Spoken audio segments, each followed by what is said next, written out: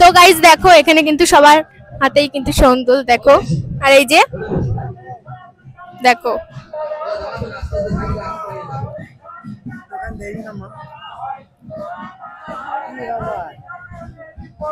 তো দেখো, আর ওইদিকে কিন্তু ছুরি নিয়ে আসছে। তো দেখো ওই যে তো দেখো ওইদিকে আবারও কিন্তু বুকে একদম আবার রক্তারক্তি কাণ্ড দেখো। আর এটা কিন্তু প্রত্যেক জায়গায় দেখো দেখো দেখো।